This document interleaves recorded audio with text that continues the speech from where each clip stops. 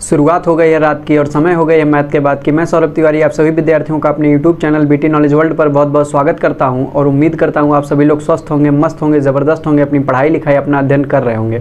तो class 10th के मेरे प्यारे प्यारे भाई बहनों सभी लोग तैयार हो जाइए आज के इस सेशन को अच्छे से अटेंड करने के लिए, क्योंकि आज के सेशन में हम लोग एक नया चैप्टर डिस्कस करेंगे और आज हम लोग बहुपद यानी पॉलिनोमियल्स के ऊपर डिस्कशन पूरा करेंगे और लगभग इस चैप्टर के सारे इंपॉर्टेंट जितने भी कंसेप्ट यूपी बोर्ड परीक्षा के लिए होते हैं हम लोग सारे के ऊपर चर्चा कर लेंगे।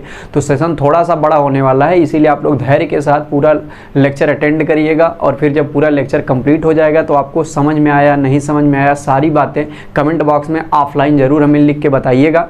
हम ये रिकॉर्डेड वीडियो आपको इसलिए दे रहे हैं जिससे आपको अपने अनुसार इसको अरेंज करके देखने में बहुत ज़्यादा आसानी हो। आप इसको 1.5 पे भी करके देख सकते हैं, नॉर्मल भी करके देख सकते हैं, तो जैसा आपका मन करे वैसा आप देख सकते हैं। पूरा वीडियो जब आप लोग देख लीजिएगा, पूरा चैप्टर हो जाएगा तो आप लोग जरूर बताइएगा कि आपको वीडियो कैसा लगा और सबके पास शेयर भी कर दीजिएगा, ठीक है। तो हम लोग स्टार्ट करते हैं। लल्ला सभी लोग तैयार हो जाइए। तो हम लोग स्टार्ट करते हैं। जैसा कि आप लोग देख रहे हैं हमारा पॉलिनोमियल चैप्टर है, तो सबसे पहले हम लोग बहुपद की अगर शुरुआत करें तो सबसे पहले हम लोग इसका बेसिक इंट्रोडक्शन देखते हैं पॉलिनोमियल्स का।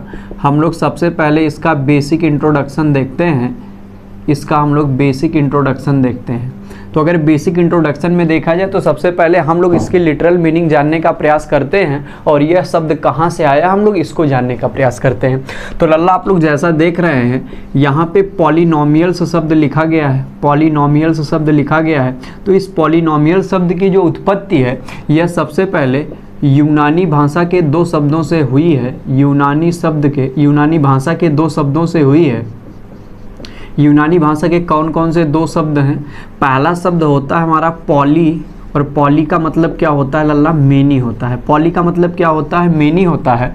और मेनी का मतलब हिंदी में क्या होता है? बहुत से या बहुत सारे। और दूसरा है हमारा नॉमियल्स। नॉमियल्स इसके मतलब हमारा होता है टर्म्स, और टर्म्स का मतलब क्या होता है? पद। टर्म्स का मतलब क्या होता है? पद। तो इस प्रकार से अगर हम लोग पॉलिनोमियल्स की बात करें तो ये यूनानी भाषा के दो शब्दों पॉली और नॉमियल से मिलकर बना है, जहाँ पॉली का मतलब मेनी होता है, उसका मतलब बहुत से या बहुत सारे, और नॉमियल्स का मतलब टर्म्स होता है जिसके मतलब क्या होता है? पद होता है। इस प्रकार से पॉलिनोमियल्स का लिटरल मीनिंग क्या हो गया, यानी पॉलिनोमियल्स का शाब्दिक अर्थ क्या होगा? तो आप कहेंगे सर पॉलिनोमियल्स का शाब्दिक अर्थ हो गया बहुत सारे पदों से बनने वाला। बहुत सारे पदों से बनने वाला। अब बहुत सारे पदों से क्या चीज़ बनता है? तो बहुत सारे पदों से बनने वाला जो गणितीय पद्धति है वो उसका क्या कहते हैं हम लोग? व्यंजक कहते हैं। यानी बहुत सारे पदों को जब मिला दिया जाता है तो हमारे पास एक क्या आ जाता है? एक्सप्रेशन आ जाता है। तो पॉलिनोमियल से जो क्या होता है वो बहुत सारे पदों को मिलाकर बनाया गया एक क्या होता है? व्यंजक होता है। तो ये इसका क्या हो गया? शाब्दिक अर्थ हो गया। अब इसके आगे हम लोग बढ़ें और भी इसको ज़्यादा अच्छे से अगर हम लोग समझना चाहें तो देखिए हम लोग इसके बारे में और क्या क्या जान सकते हैं। ये तो इसकी लिटरल मीनिंग केवल हो गई। अब अगर कोई आपसे पूछे बहुपद क्या होता है, बहुपद के बारे में आप क्या बताएंगे? तो आप कहेंगे बहुपद अनेक घातों वाले बहुत सारे पदों को मिलाकर बनाया गया एक व्यंजक होता है। बनाया गया एक व्यंजक होता है। बहुपद अनेक घातों वाले बहुत सारे टर्म्स को मिलाकर बनाया गया एक क्या होता है? एक्सप्रेशन होता है, यानी ये क्या होता है? व्यंजक होता है। तो ये तो इसकी समझने वाली डेफिनेशन हो गई। और भी अगर इसको अच्छे से हम लोग एक्सप्रेस करना चाहें तो हम लोग क्या कह सकते हैं? दो या दो से अधिक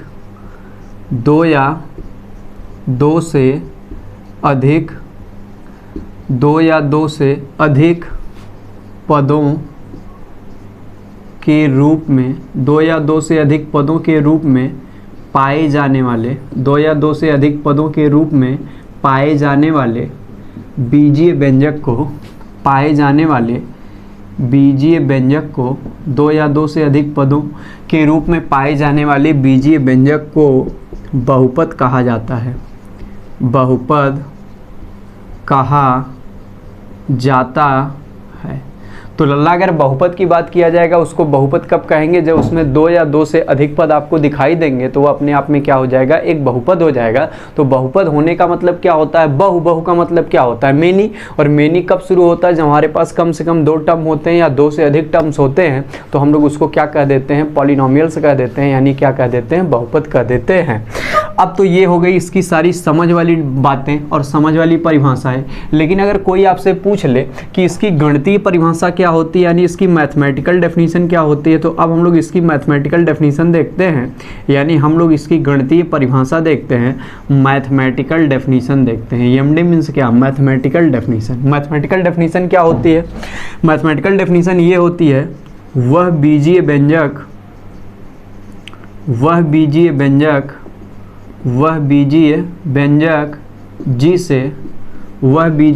जिसे एफ ऑफ यक्स बराबर a0 plus a1 into x plus a2 into x square plus a3 into x cube plus dot dot dot plus an into x की पावर n।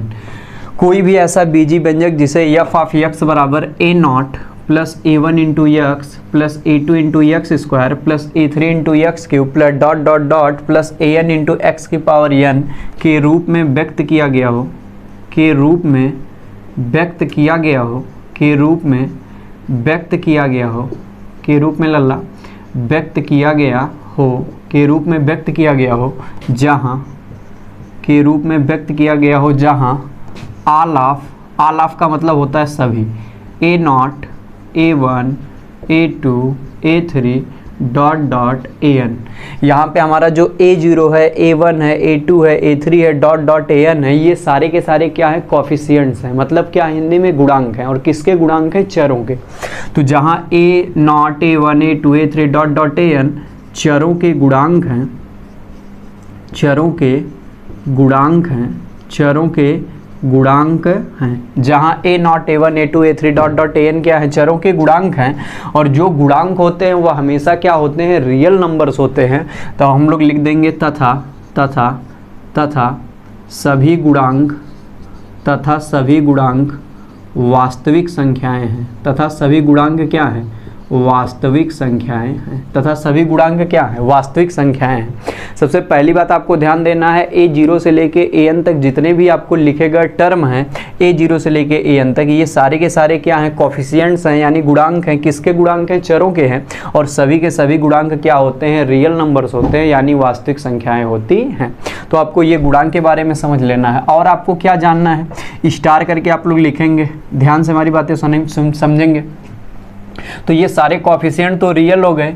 अब जो हमारी चरों की घातें हैं, बहुपद में जो चरों की घातें होती हैं, जो चरों की क्या होती हैं, घातें होती हैं, वह ऋणात्तर पूर्णांक होनी चाहिए। वह क्या होनी चाहिए, ऋणात्तर पूर्णांक होनी चाहिए। चरों की घातें क्या होनी चाहिए, ऋणात्तर पूर्णांक होनी चाहिए। ऋणात्तर पूर्णांक का मतलब होता है इंग्लिश में non negative integer, non negative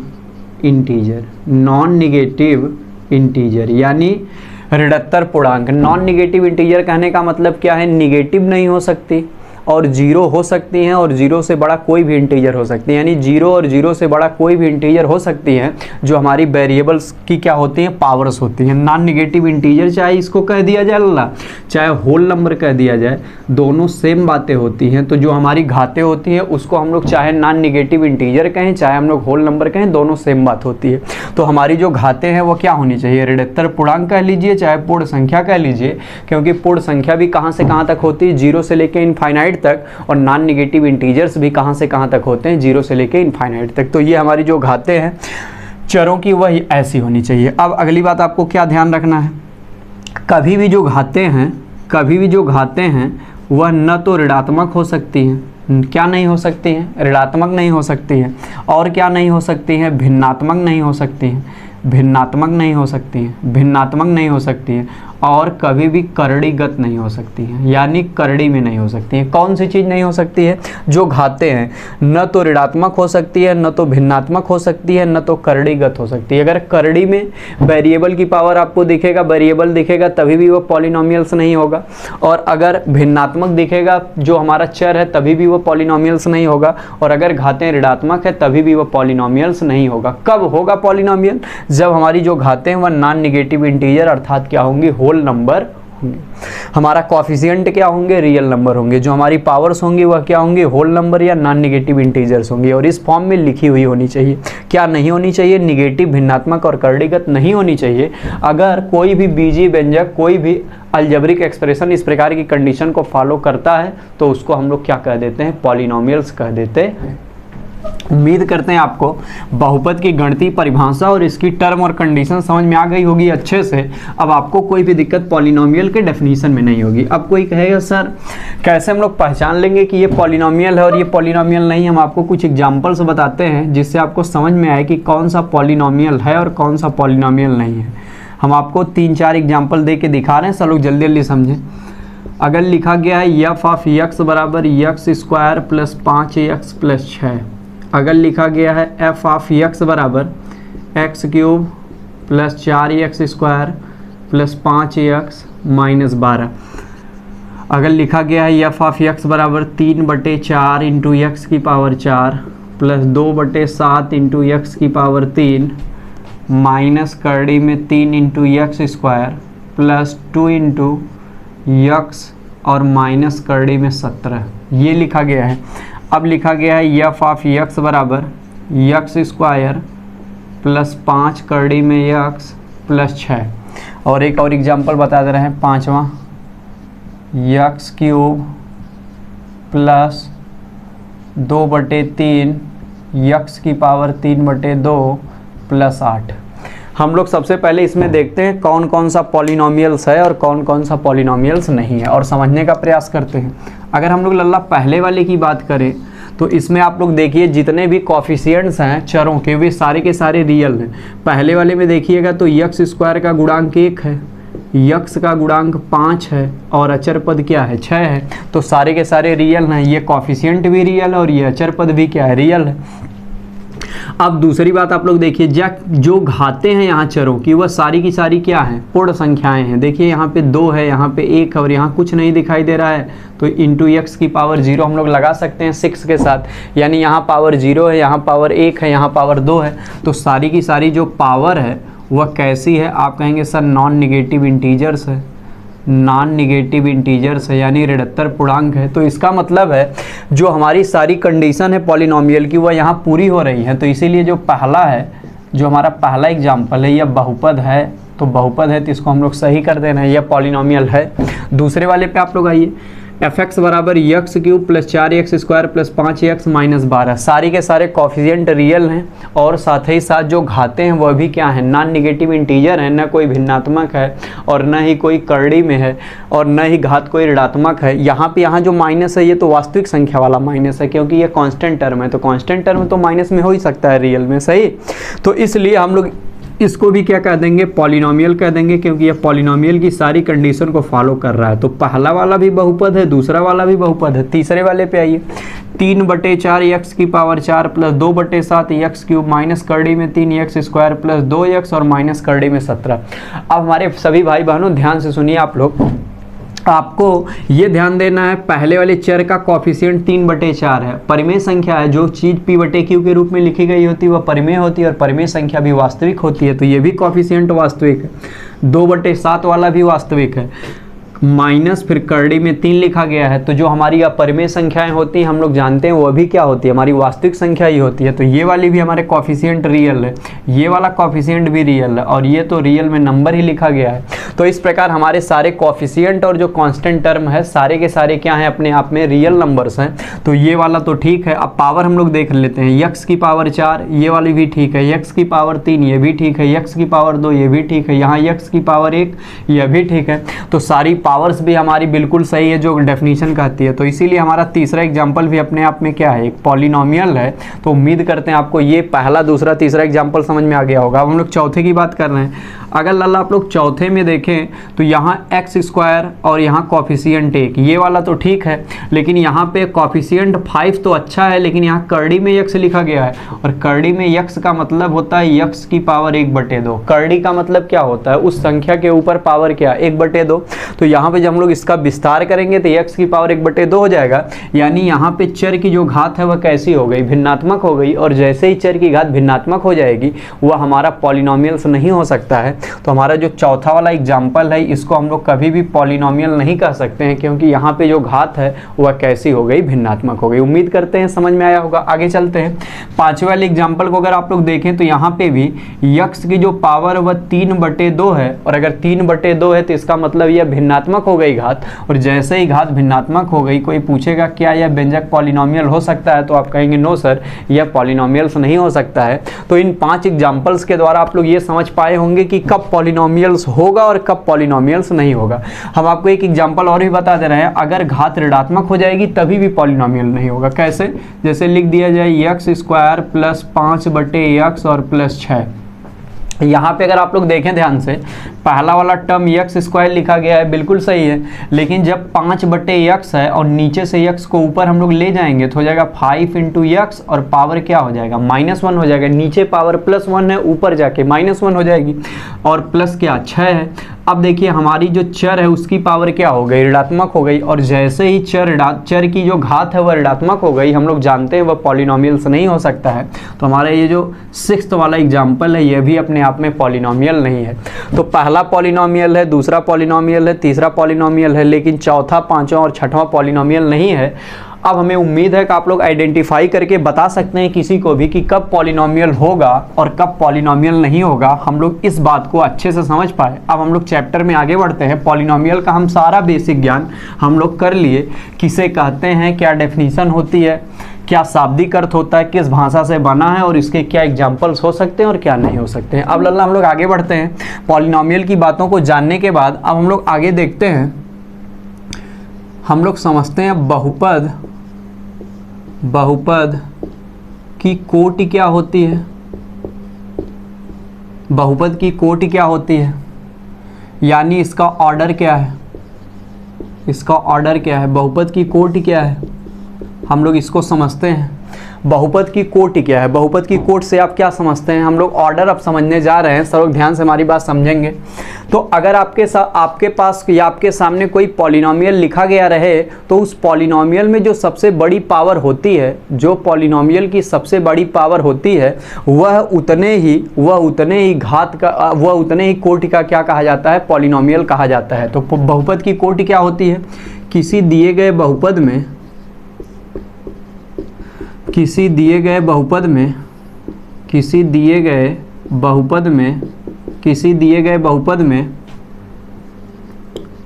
चर की अधिकतम घात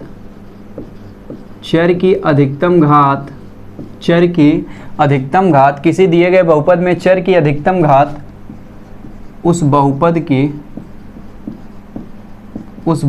की कोटि कहलाती है। उस बहुपद की कोटि कहलाती है।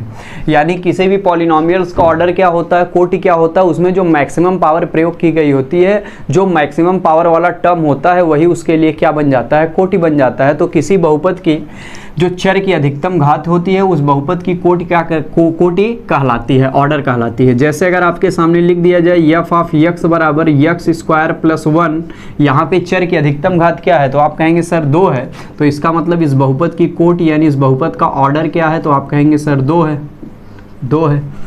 अब अगर इसी तरह लिख दिया जाए f ऑफ x बराबर x³ + x² और +5, अब बताइए इस वाले में सबसे बड़ी घात क्या है, तो आप कहेंगे सर 3 है, तो इस बहुपद की कोटि क्या हो जाएगी, 3 हो जाएगी। यानी किसी भी दिए गए बहुपद में जो चर की अधिकतम घात होती है वही उस बहुपद की क्या कहलाती है, कोटि कहलाती है। इसी तरह अगर लिख दिया जाए एफ ऑफ एक्स बराबर एक्स की पावर 10 प्लस 5 एक्स की पावर 8 और माइनस 7, तो यहाँ पे चर की अधिकतम घात क्या है, 10 है, तो इसीलिए इस बहुपद की कोटि क्या है, 10 है।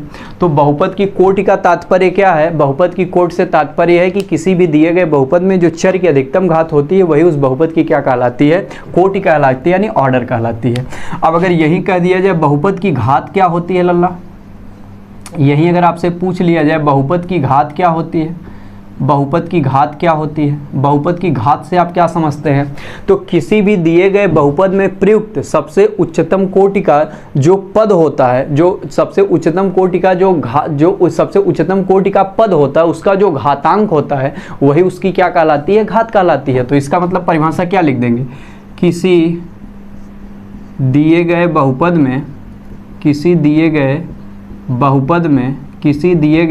बहुपद में प्रयुक्त चर की सबसे बड़ी घात के घातांक को, प्रयुक्त चर की सबसे बड़ी घात के घातांक को उस बहुपद की घात कहते हैं, उस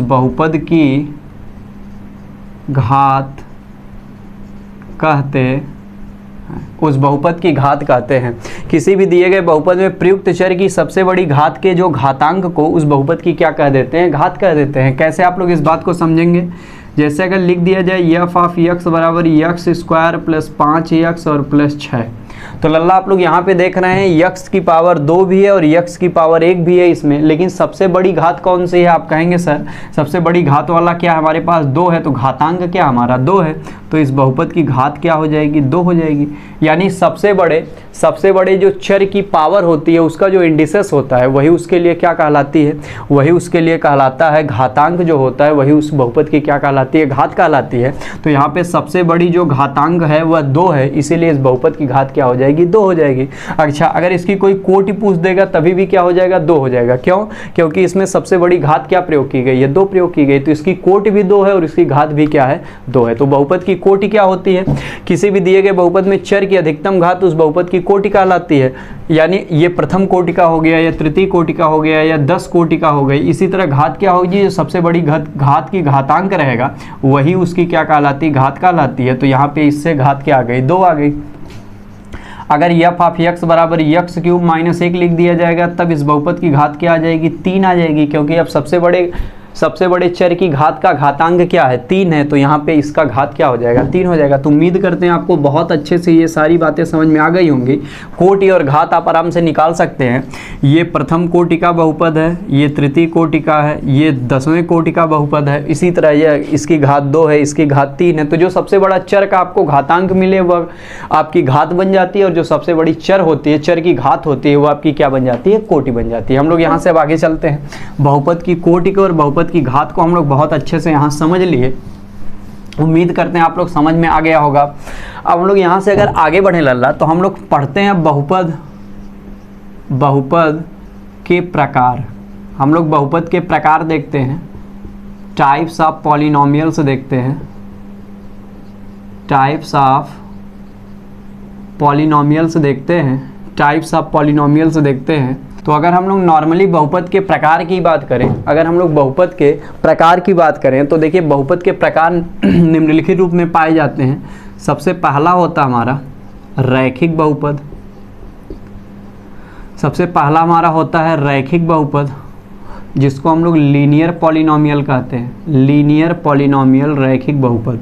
दूसरा हमारा होता है द्विघात बहुपद, द्विघात बहुपद, द्विघात बहुपद, जिसको हम लोग क्वाड्रेटिक पॉलिनोमियल कहते हैं, क्वाड्रेटिक पॉलिनोमियल कहते हैं।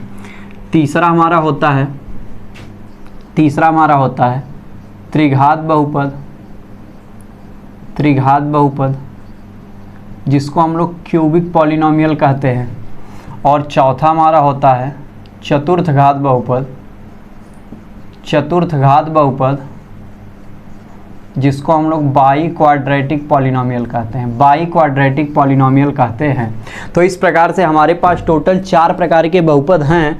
हम लोगों को इन चारों प्रकार के बहुपद का अध्ययन करना है क्लास 10th के अनुसार। सब लोग ध्यान से हमारी बातों को समझेंगे।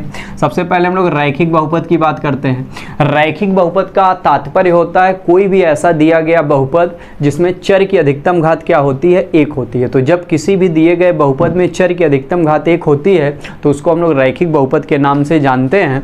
या हम लोग ये भी कह सकते हैं यदि कोई दिया गया बहुपद f ऑफ x बराबर ax प्लस बी के रूप में प्रदर्शित किया गया हो या ax प्लस बी के रूप में एक्सप्रेस किया गया हो, जहाँ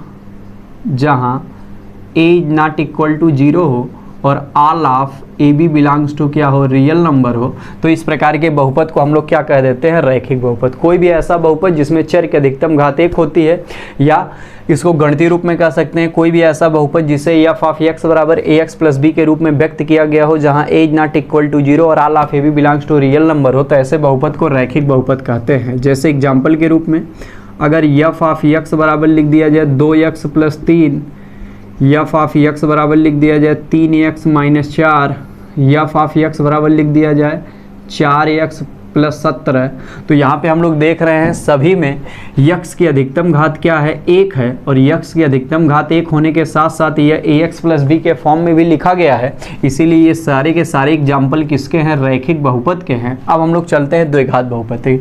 जैसा कि नाम से स्पष्ट है, द्विघात मतलब जिसकी अधिकतम घात क्या होती है, 2 होती है। कोई भी ऐसा बहुपद जिसकी अधिकतम घात क्या होती है, 2 होती है, उसे द्विघात बहुपद के नाम से जानते हैं। और गणितीय रूप में अगर कहा जाए तो कोई भी ऐसा बहुपद जिसे f ऑफ x बराबर ax square plus bx plus c, ax square plus bx plus c, कोई भी ऐसा बहुपद जिसे f ऑफ x बराबर ax square plus bx plus c के रूप में व्यक्त किया गया हो, जहां a नॉट इक्वल टू 0 हो तथा all of A B c belongs to real number हो।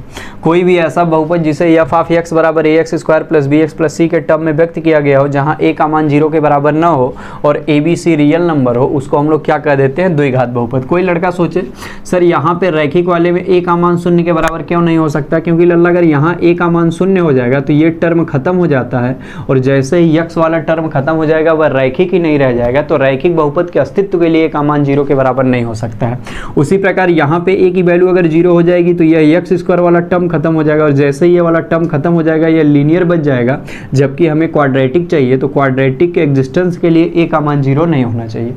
तो अब हम लोग इसकी डेफिनेशन समझ गए। इसके एग्जाम्पल की बात करें तो f ऑफ x बराबर लिखा गया हो x square plus 5x plus 6, f of x बराबर लिखा गया हो x square plus 7x plus 10, f of x बराबर लिखा गया हो 2x square plus 5x plus 17। तो हम लोग देख रहे हैं इन सभी एग्जाम्पल्स में x की अधिकतम घात क्या है, 2 है, और ये सभी के सभी ax square plus bx plus c के फॉर्म में लिखे गए हैं। तो ये सारे के सारे किसके एग्जाम्पल हैं, द्विघात बहुपद यानी क्वाड्रेटिक पॉलिनोमियल्स के क्या हैं, एग्जाम्पल हैं। ठीक है लल्ला। आते हैं त्रिघात बहुपद पे। तो अगर हम लोग केवल नाम से इसके स्पष्टीकरण को देखें, त्रिघात बहुपद मतलब कोई भी ऐसा बहुपद जिसका अधिकतम घात चर की क्या होती है, 3 होती है, उसे त्रिघात बहुपद कह देते हैं।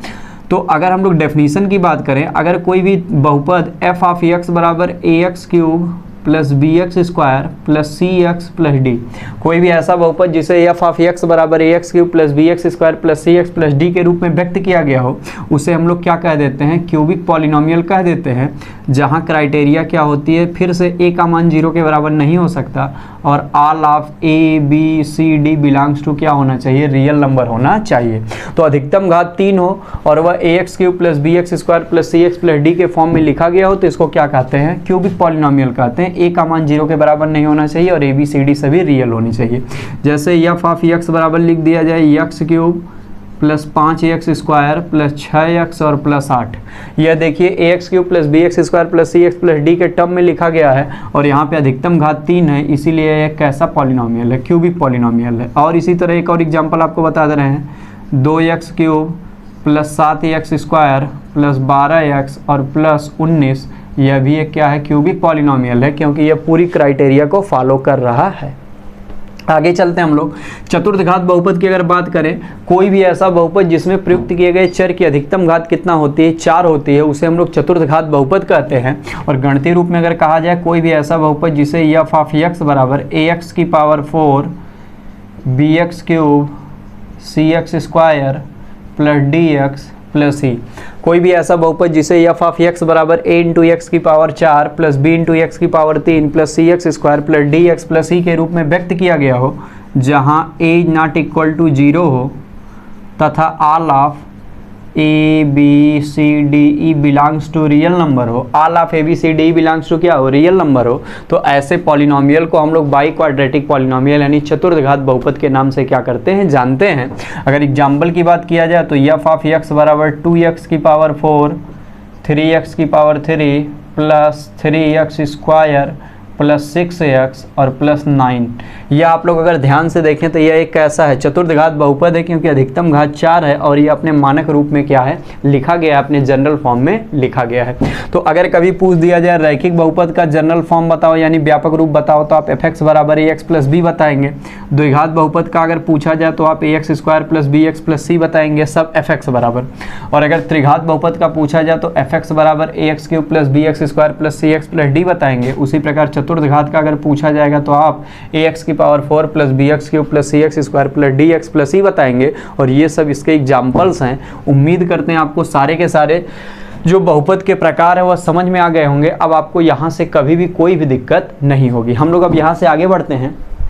तो यह बहुपद के हम लोग सामान्य प्रकार देख लिए कि किस प्रकार से हम लोग बहुपद को परिभाषित कर सकते हैं और किस प्रकार से उसके प्रकार जो है एग्जिस्ट करते हैं। अब हम लोग एक प्रकार से और बहुपद का क्लासिफिकेशन कर सकते हैं, उसको हम लोग कहते हैं पदों की संख्या के आधार पर। पदों की संख्या के आधार पर, पदों की संख्या के आधार पर बहुपदों का वर्गीकरण। पदों की संख्या के आधार पर बहुपदों का वर्गीकरण यानी classification of polynomials on the basis of number of terms.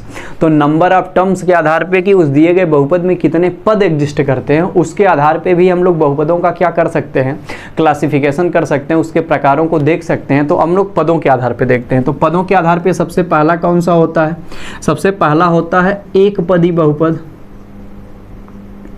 एक पदी बहुपद, एक पदी बहुपद, ठीक है, इसको हम लोग कह देते हैं मोनोमियल, एक पदी बहुपद को। दूसरा हमारा होता है द्विपदी बहुपद। द्विपदी बहुपद, इसको हम लोग कह देते हैं बाइनोमियल। उसके बाद हम लोग पढ़ते हैं त्रिपदी बहुपद या त्रिपद बहुपद, चाहे त्रिपद केवल कह दें चाहे त्रिपदी बहुपद कह दें, इसको हम लोग कह देते हैं ट्राइनोमियल। तो हमारा पहला हो गया एक पदी, दूसरा हो गया द्विपदी, तीसरा हो गया त्रिपदी और चौथा हो गया चतुर्थपदी। चतुर्थपदी बहुपद। एक हमारा होता है शून्य बहुपद।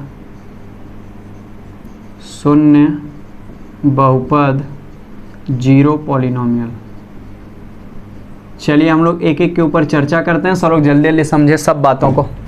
एक पदी बहुपद क्या होता है, जैसा नाम से यह स्पष्ट है कि अगर किसी भी दिए गए बहुपद में केवल और केवल एक पद पाया जाए, किसी भी दिए गए बहुपद में केवल और केवल एक पद पाया जाए, तो ऐसे बहुपद को हम लोग एक पदी बहुपद कहते हैं।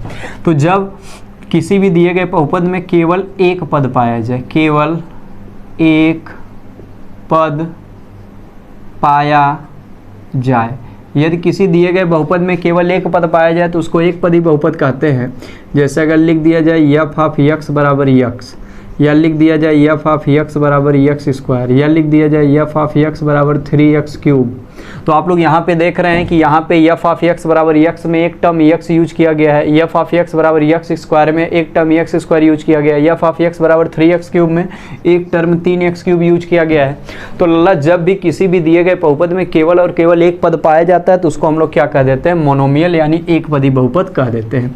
अच्छा, एक पदी बहुपद में चर की घात कितनी भी हो सकती है, एक भी हो सकती है, दो भी हो सकती है, तीन भी हो सकती है, चार भी हो सकती है, 10 भी हो सकती है, 20 भी हो सकती है, 100 भी हो सकती है। जब एक ही पद है तो उसकी घात चाहे कितनी भी दे दिया जाए कोई दिक्कत नहीं, केवल पद एक होना चाहिए। आइए द्विपदी बहुपद की बात करते हैं। द्विपदी बहुपद का मतलब क्या होता है? अगर किसी भी दिए गए बहुपद में केवल और केवल दो पद पाए जाते हैं, न दो से कम पाया जाए न दो से ज़्यादा पाया जाए, तो उसे हम लोग क्या कह देते हैं? द्विपदी बहुपद। केवल कितने पद हों? जब केवल दो पद हों, केवल दो पद हों। जैसे अगर यफ ऑफ एक्स बराबर लिख दिया जाए x plus 6, F of x बराबर लिख दिया जाए x square minus 9, F of x बराबर लिख दिया जाए यक्स क्यूब प्लस 17, तो आप लोग देखिए यहाँ पे भी एक पद यक्स है और एक पद 6 है, तो द्विपदी हो गया। एक पद यक्स स्क्वायर है, एक पद माइनस 9 है, ये भी द्विपदी हो गया। एक पद यक्स क्यूब है, एक पद 17 है, ये भी द्विपदी हो गया। तो जब किसी भी दिए गए बहुपद में दो पद होते हैं तो हम लोग उसको क्या कह देते हैं? द्विपदी बहुपद कह देते हैं, और इस प्रकार से वह एग्जिस्ट करता है। त्रिपदी बहुपद में जिसमें कि नंबर ऑफ टर्म्स कितने होते हैं? 3 पद हो, जिसमें पद कितने हो? 3 पद हो, न 3 से कम हो न 3 से ज़्यादा हो, तो उसको त्रिपदी कह देते हैं। जैसे लिख दिया जाए यफ ऑफ एक्स बराबर x square plus 5x plus 6, लिख दिया जाए यफ ऑफ एक्स बराबर x cube plus x square minus 5, लिख दिया जाए यफ ऑफ एक्स बराबर यक्स की पावर 17 प्लस यक्स की पावर 16 माइनस 12। तो आप लोग अगर ध्यान से देखें, इसमें भी 3 पदों का प्रयोग किया गया है, त्रिपद है। एक पद यक्स स्क्वायर है, एक पद 5x है, एक पद 6 है। इस वाले में भी देखिए त्रिपद है, एक पद, दो पद और 3 पद। इस वाले में भी एक पद, दो पद और 3 पद। तो हर जगह हम लोग देख रहे हैं 3-3 पदों का प्रयोग किया गया है, इसीलिए यह एक त्रिपद बहुपद है, त्रिपद बहुपद है। अच्छा, कोई लड़का कह दे सर ये जो लिखा गया इसको अभी हम लोग थोड़ी देर पहले द्विघात बहुपद भी पढ़े थे। हाँ, अगर अधिकतम घात 2 के हिसाब से आप देखेंगे तो वह द्विघात बहुपद है, लेकिन अगर पदों की संख्या के आधार पर देखेंगे तो 3 पद वहाँ दिखाई दे रहा है, तो इसको हम लोग त्रिपद बहुपद भी कंसीडर कर सकते हैं और द्विघात बहुपद भी कंसीडर कर सकते हैं। यानी एक बहुपद को उसकी प्रकृति के आधार पे एक से अधिक वर्गों में वर्गीकृत कर सकते हैं, बट यहाँ हम लोग नंबर ऑफ टर्म्स के आधार पे देख रहे हैं, तो ये किसका एग्जाम्पल है? त्रिपद बहुपद का एग्जाम्पल है। उम्मीद करते हैं आपको बातें क्लियर होती होंगी। अब चतुर्थपदी बहुपद की अगर बात किया जाए, जिसमें कितने पद पाए जाते हैं? 4 पद पाए जाते हैं। कितने पद पाए जाते हैं? 4 पद पाए जाते हैं। आप कहेंगे सर कैसे?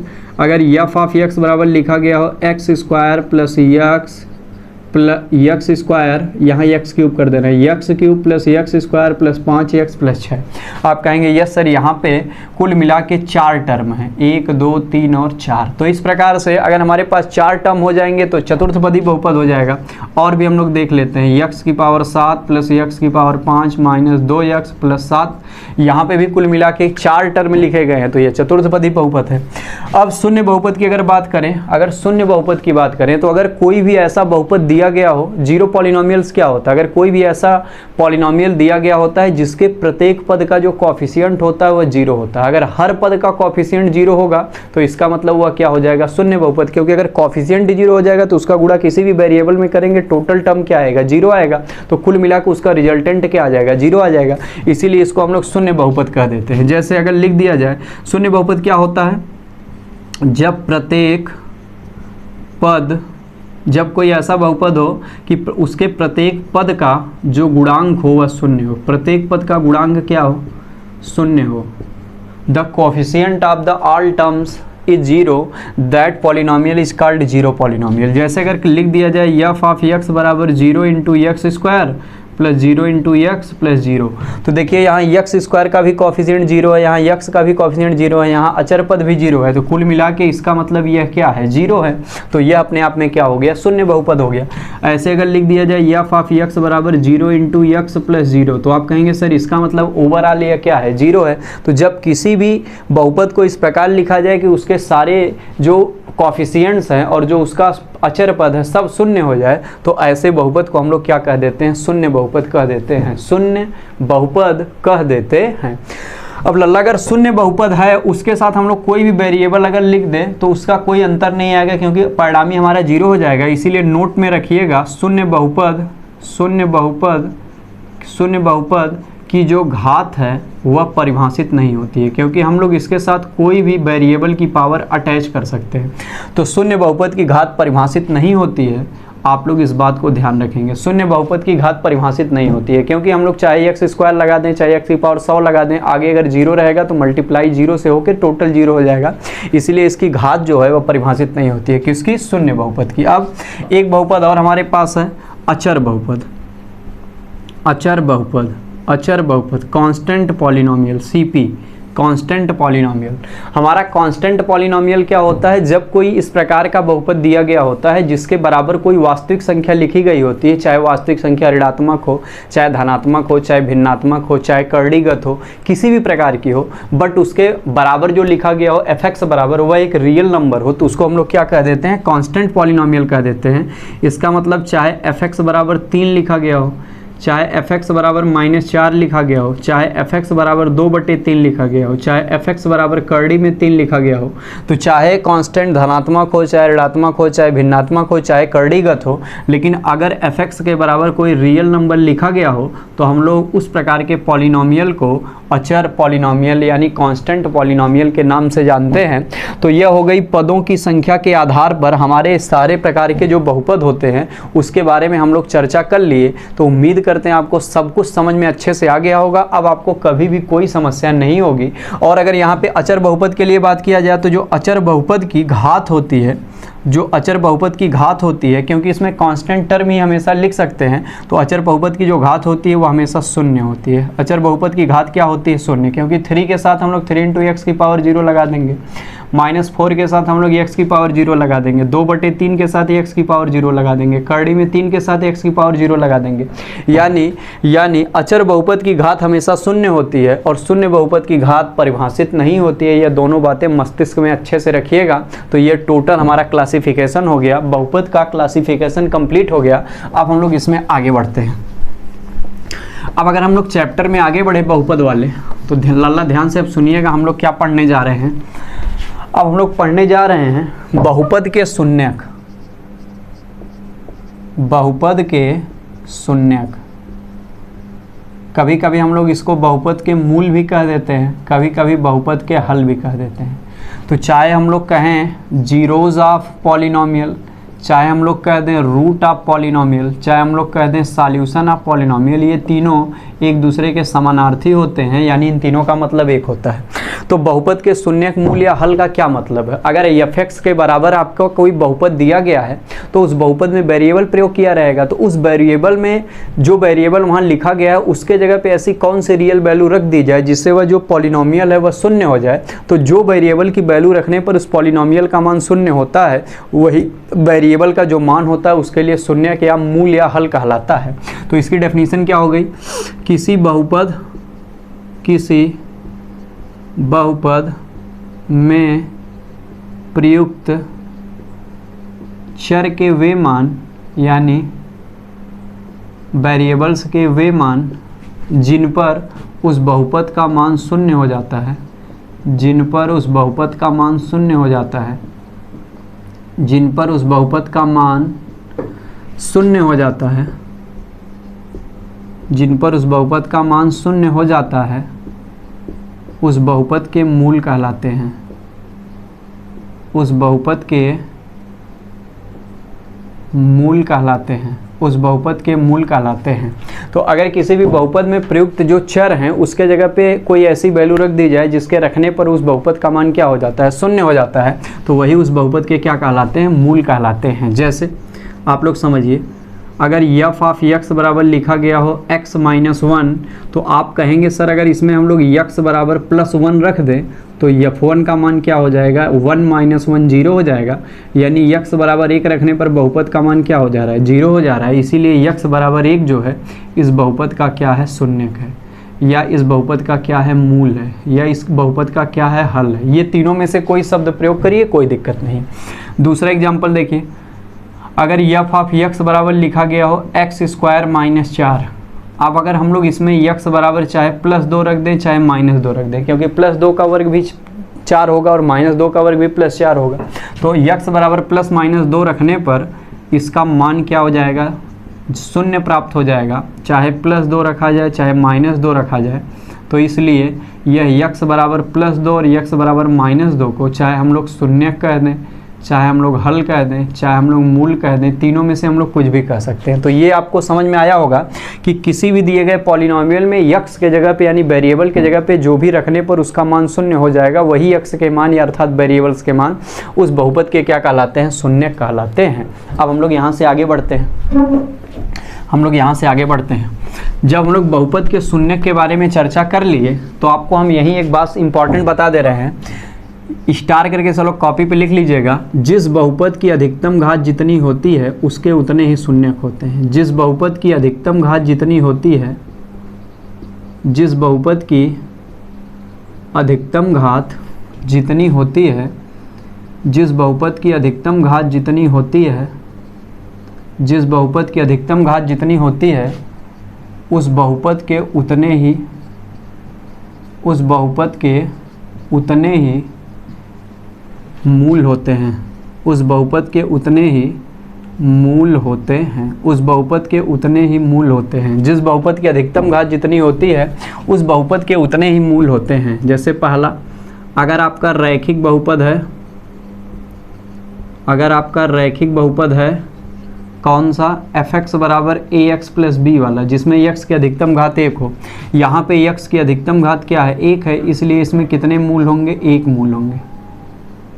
कितने मूल होंगे, 1 मूल होंगे। अगर यहीं पे द्विघात बहुपद आ जाए, अगर यहीं पे द्विघात बहुपद आ जाए, द्विघात बहुपद आ जाए यानी किस रूप का, fx बराबर ax square plus bx plus c के रूप का, तो इसमें x की अधिकतम घात कितना हो गई, 2 हो गई, तो इसके कितने मूल होंगे, 2 मूल होंगे, 2 मूल होंगे। सिमिलरली आप लोग समझ गए होंगे, अगर रैखिक है तो एक पद वाला है, एक घात वाला है तो उसका अधिकतम मूल 1 होगा। अगर द्विघात बहुपद है तो अधिकतम 2 घात वाला है, इसलिए इसके 2 मूल होंगे। इसी प्रकार त्रिघात के 3 मूल होंगे, चतुर्थ घात के 4 मूल होंगे। और भी बड़ा कोई बहुपद है, जितनी घातें बढ़ती जाएंगी उतने उसके मूल बढ़ते जाएंगे। और सबसे लास्ट में अगर n घात का बहुपद है, सबसे सुपीरियर n घात का बहुपद है तो उसके कितने मूल होंगे, तो आप कहेंगे सर उसके n मूल होंगे। n घात के बहुपद के कितने मूल होंगे, n मूल होंगे। 1 घात के 1, 2 घात के 2, 3 घात के 3 डॉट डॉट n घात के क्या होंगे, n मूल होंगे। तो लल्ला ये वाली बात सब लोग याद रखिएगा।